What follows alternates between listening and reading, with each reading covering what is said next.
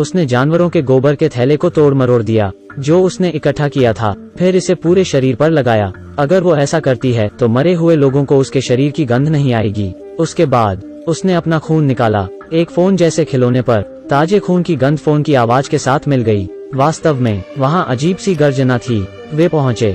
नायका गहरे जंगल में भाग गई, लेकिन वो भागना नहीं चाहती थी। और जबकि मरे को फुसलाया जा रहा है, घर के अंदर कुछ चीजों को खोजने के लिए चुपचाप रेंगना, उसे एक बंदूक मिली 2 शवों के पास। दुर्भाग्य से बंदूक में सिर्फ 2 गोलियां थीं, लेकिन वे पहले से ही इस्तेमाल की जा चुकी थीं। रसोई के अंदर गई। रेफ्रिजरेटर लंबे समय से बंद कर दिया गया है, इसमें से बदबू आ रही है। सौभाग्य से अलमारी में अभी भी कुछ खाने के लिए डिब्बा बंद भोजन है। साथ ही इस समय मरे की आवाज पास और पास आती जा रही है। वो जल्दी से खाने के कुछ डिब्बे ले आई, फिर बाहर जाने के लिए दरवाजा खोला। वो जल्दी से दौड़कर चली गई। ज़ॉम्बी भी उसका पीछा कर रहे हैं। वो तार की जाली पर घसीटती रही, लेकिन बदकिस्मती से यह पेट पर खरोंच था। वो दर्द के प्रति कम परवाह नहीं कर सकती थी। वो सड़क के किनारे भागी। पेशाब की बाल्टी जो उसने पहले से तैयार की थी, उसके सिर के ऊपर से उठाकर डाल दी। एक बार फिर से शरीर की गंध को दूर। यह सच में निर्दय है, लेकिन ज़ॉम्बी सच में किसी भी तरह पीछा नहीं छोड़ते। इस समय आप सुरक्षित हैं। नदी किनारे पर नायका ने सुई निकाली,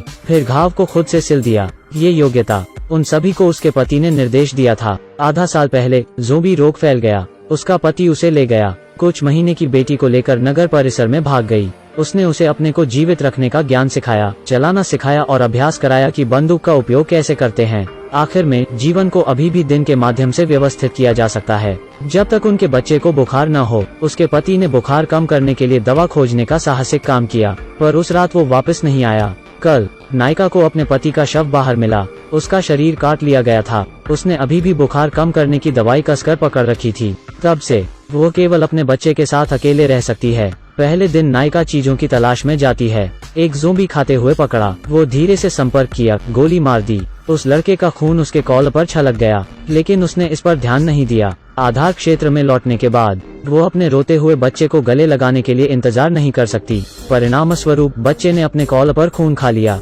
नायका का दिल तेजी से धड़कता है। आशा है कि कुछ नहीं होगा, लेकिन चीजें योजना के अनुसार नहीं चलती हैं। बच्चे का पेट लाल है। यह संक्रमण का संकेत है। उसे नहीं पता था कि क्या करना है। उसने बच्चे को डिटॉक्स करने में मदद करने के लिए उबलते पानी लिया और आई एम सॉरी बुदबुदाया। बच्ची इतनी जल गई थी कि वो रोना बंद नहीं कर पा रही थी, लेकिन यह अभी भी मदद नहीं करता है। नायका पूरी रात अपने बच्चे के पास बैठी रही। अंत में उसने भी जाने दिया। उसने बॉक्स में दर्द निवारक कुचल दिया, फिर उसके खून को औषधि में मिलाएं।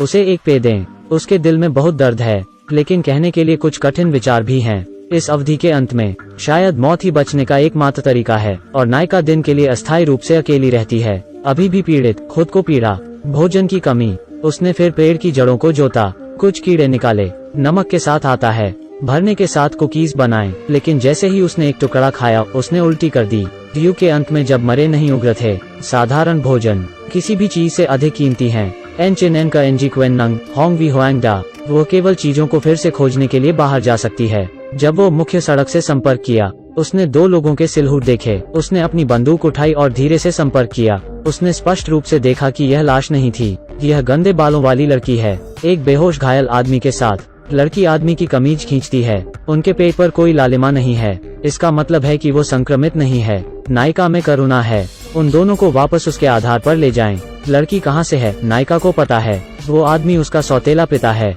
उसके परिवार के बाकी बहुत समय पहले ज़ॉम्बी बन गए। रात में आदमी उठा, कहा कि वे नायका को परेशान नहीं करेंगे। जब सुबह होगी तो वे निकल जाएंगे। अप्रत्याशित रूप से अगले दिन भारी बारिश हुई, इसलिए दोनों रुके। एक साथ रहने के बाद नायका ने भी अपना बचाव किया।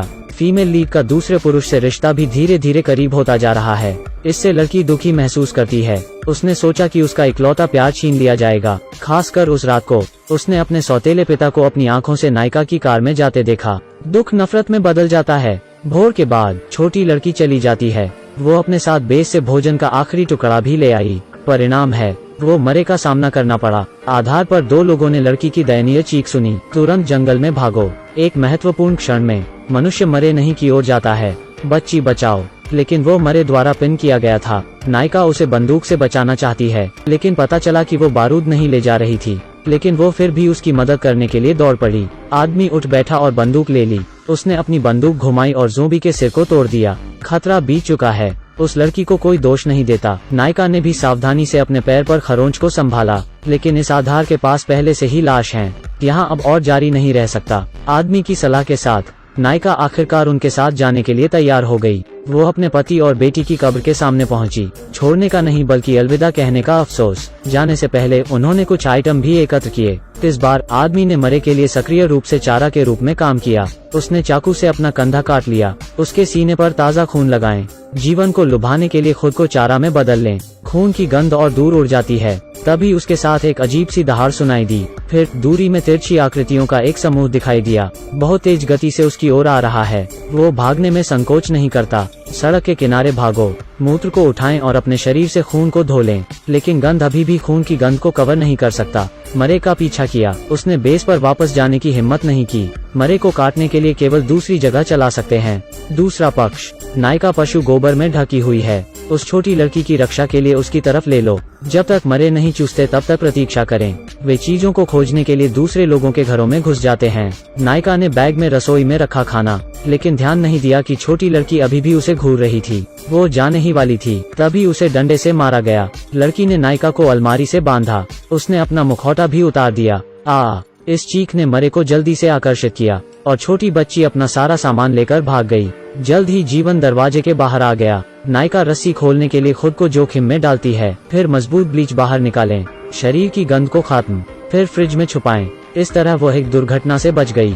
जब तक बाहर कोई शोर न हो तब तक प्रतीक्षा करें। उसने ध्यान से रेफ्रिजरेटर खोला, फिर बाहर जाएं। किसने सोचा होगा कि उसने अभी अभी दरवाजा खोला है। उसे खत्म करने के बाद नायिका बेस पर वापस आ गई और छोटी लड़की सड़क के किनारे भाग गई। लेकिन गंध से छुटकारा पाने के लिए मूत्र कुल्ला करना भूल गए। वो बेस पर वापस भागा, उसके सौतेले पिता को पाया। लेकिन फिर मरे ने गंध का पीछा किया और उसका पीछा किया। उसके सौतेले पिता ने उसे कार में छिपने के लिए कहा। उसने एक रिंच लिया और मरे के साथ हाथ से लड़ाई लड़ी। जब तक नायिका वापस नहीं आती तब तक प्रतीक्षा करें। फिर आदमी लाश से घिरा हुआ था। उसने तुरंत उनमें से एक को गोली मार दी। फिर दूसरा नाम सही से देखें, लेकिन दुर्भाग्य से वह चूक गई। अब केवल एक गोली बची है, लेकिन कार के सामने आदमी और कार में छोटी लड़की। सभी ज़ॉम्बी द्वारा हमला किया गया। कोई फर्क नहीं पड़ता कि आप किसे बचाते हैं, फिर उनमें से एक मर जाएगा। उसे कैसे चुनना चाहिए?